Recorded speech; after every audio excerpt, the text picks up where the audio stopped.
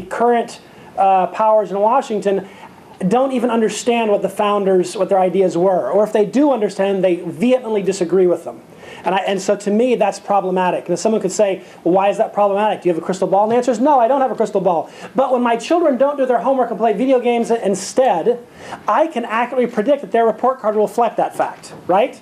Doesn't make me a genius, I just kind of get the point. And the same thing is here. When we deviate from principles that work and adopt principles that don't, it's going to show up, and we'll find out about it. And we'll look at what George Washington said. He said, government is not reason, it is not eloquence, it is force.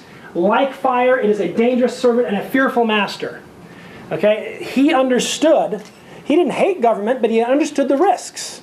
He understood you have to have some level of government in order for there to be an ordered society. And you have to have an ordered society. You can't walk out on the street and be afraid that some wild mob's going to grab you and throw you in the middle of a fire or something, like anarchy. Freedom requires some level of order. But he also understood it's a dangerous servant and a fearful master. And so he wanted, the founders looked to create this balance.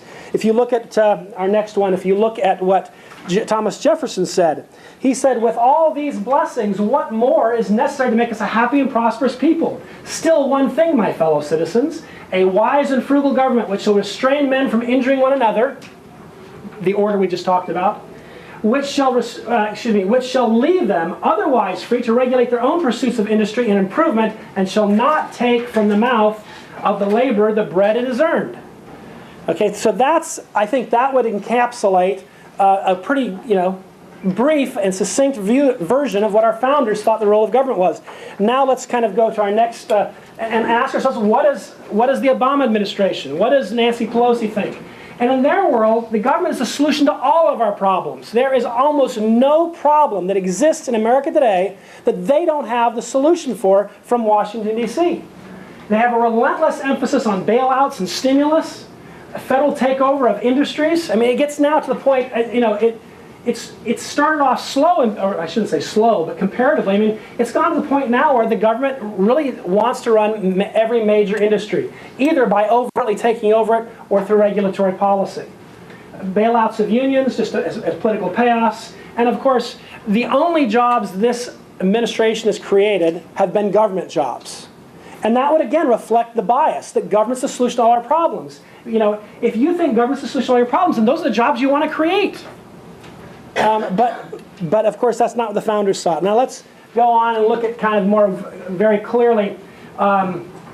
Again, not all of these are founders. Some of these are just wise individuals that reflect the thought of the founders. But here you have Frederick Bastiat saying, the state, or the government, is the great fictitious entity by which everyone seeks to live at the expense of everyone else. And that is absolutely Barack Obama's view. That's what he wants the state to be. It's this great entity by which his favored constituencies get to live at the expense of his disfavored constituencies. Or George Bernard Shaw, a government that robs Peter to pay Paul can always count on the support of Paul.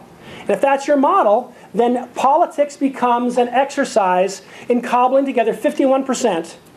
So you can figure out, this 51% will support the screwing of the other 49% to create the state at which you get to live at the expense of everyone else. That's not the vision of the founders, though. Let's go to our next slide. Barack Obama, his view of the Constitution. The Constitution is not a static, but rather a living document and must be read in the context of an ever-changing world. Pretty clear, succinct viewpoint. Now let's go to what others have said about the Constitution.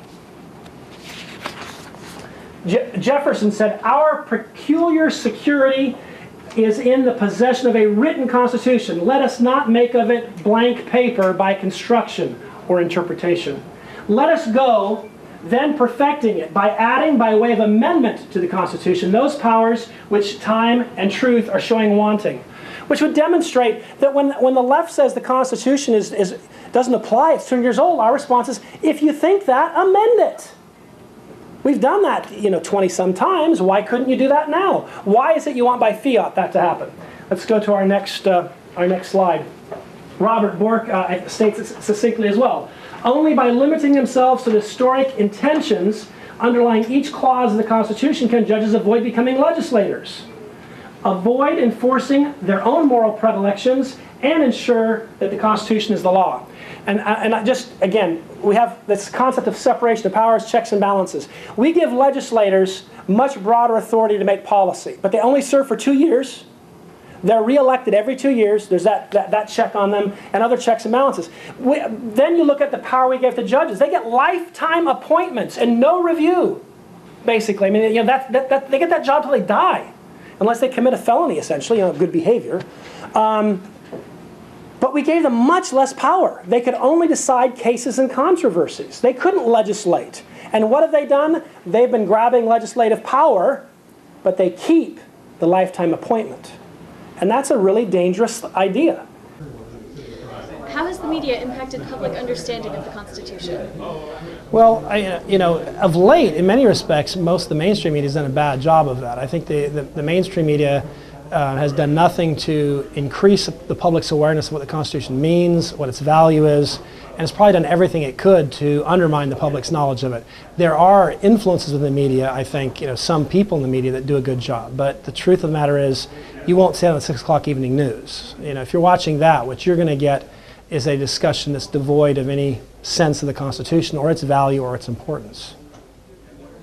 Why is a fair and objective press important to preserving the Constitution? Well, a fair and objective and accurate media ultimately becomes a research arm for the average American who's participating in this wonderful experiment of representative democracy. And the media brings to it information about what the various players are doing, what they're up to, how it squares with our form of government, at least it should be. And to the extent it does that, it serves the public well, and it performs that great function that we often refer to as the watchdog function of the media. I think the founding fathers, George Washington, talked about truth will ultimately prevail provided efforts are made to bring it to light. And I think that's what the media should do. Unfortunately, too often, at least again on the 6 o'clock evening news, what you end up getting is almost something verging on propaganda. And that does not serve the American public well. What we really do need is information, accurate information, historically in context information.